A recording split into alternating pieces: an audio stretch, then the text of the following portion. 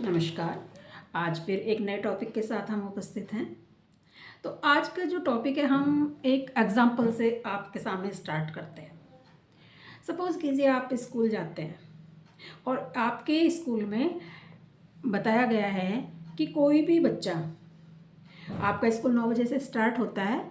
9 बजे के बाद आपका जो स्कूल का गेट है वो बंद कर दिया जाएगा। उसके बाद में कोई भी बच्चा अंदर नहीं आएगा। तो ये रूल हमारा किसने बनाया? प्रिंसिपल ने बनाया।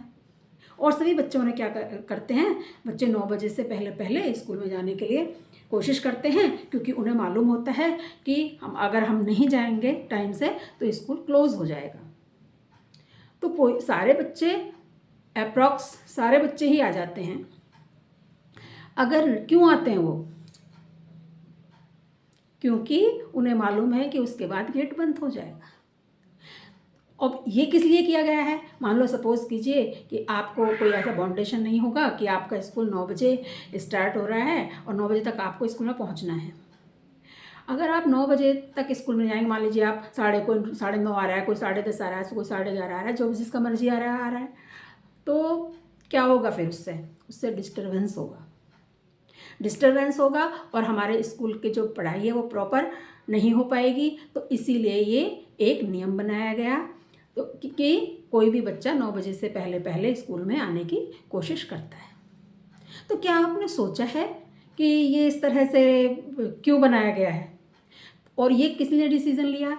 ये हमारे स्कूल के मैनेजमेंट, हमारे स्कूल के प्रिंसिपल्स या हमारे जो भी ऑर्गेनाइजेशन है वो डिसीज़न लेती है। क्यों लेती है? अपने ऑर्गेनाइजेशन को, अपने स्कूल को अच्छी तरह से चलाने के लिए। और उसका बेनिफिट क्या होता है? उसका बेनिफिट वहाँ के स्टूडेंट्स को मिलता है। तो इसी तरह से हमारी जो गवर्नमेंट है, हमारा जो सिस्टम है, जो कि हमें गवर्नेंस करता है, जो हमारी सोसाइटी को गवर्नेंस करता है। अब हमारी सोसाइटी को गवर्नेंस कौन करता है?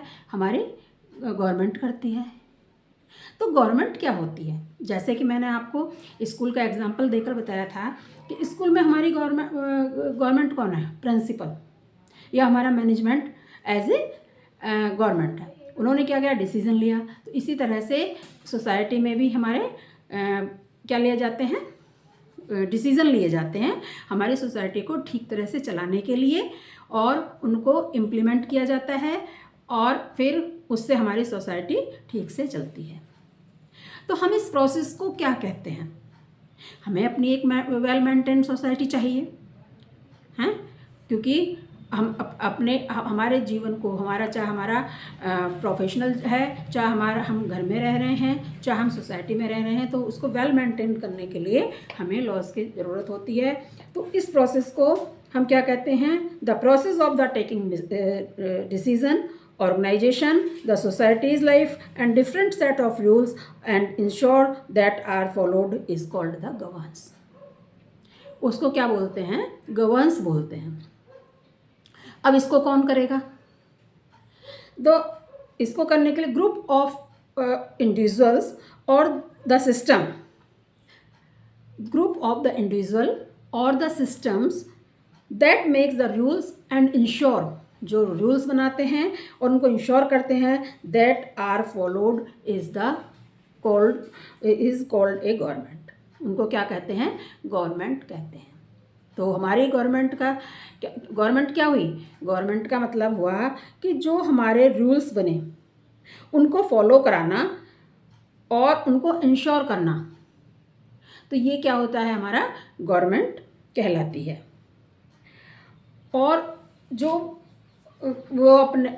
लॉज बनते हैं, जो हमारे रूल्स बनते हैं, वो क्या बनाती है? रूल बनाती है। जैसे कि आपने देखा होगा ट्रैफिक सिग्नल पे क्या होता है? हमारा रूल बना हुआ है कि हमें रेड लाइट पे नहीं जाना है, तो उसको क्या करना है? हमें फॉलो करना है।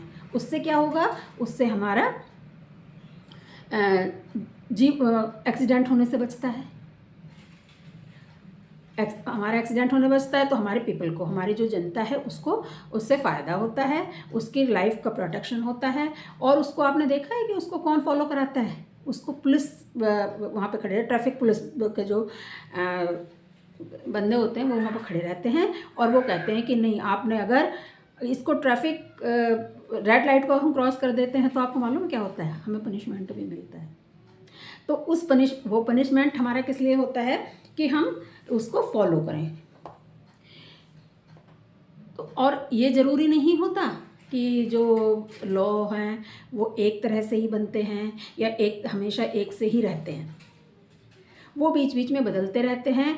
कभी कभी हम मतलब जो पीपल है किसी भी सोसाइटी की, वो गवर्नमेंट से कहती है कि इस तरह का लॉ बनाइए, तो वो उस तरह से भी लॉ बनते हैं। और कभी कभी जो गवर्नमेंट है वो अपने आप भी लॉ बनाती है।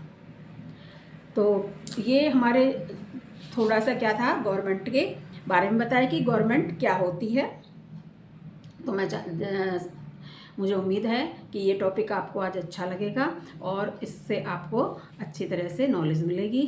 तो अब मिलते हैं अगले टॉपिक में, जिसमें कि हम गवर्नमेंट्स के जो ऑर्गन्स हैं, कौन कौन से ऑर्गन्स होते हैं, कौन कौन से पार्ट होते हैं, कि हमने कहा कि भाई उसने डिसीज़न लिया, फिर एक इम्प्लीमेंट कराएगा और एक डिसीज़न मेकिंग करेगा, एक उसको एग्जीक्यूट करेगा, और एक अगर कोई उन लॉ को तोड़ता है तो उसके अगेंस्ट क्या हो गई, क्या कार्रवाई हो सकती है या क्या पनिशमेंट मिल सकता है। इस तरह से मिलकर हमारी गवर्नमेंट्स काम करती हैं। तो वो हम कल के टॉपिक में डिस्कस करेंगे। Thank you.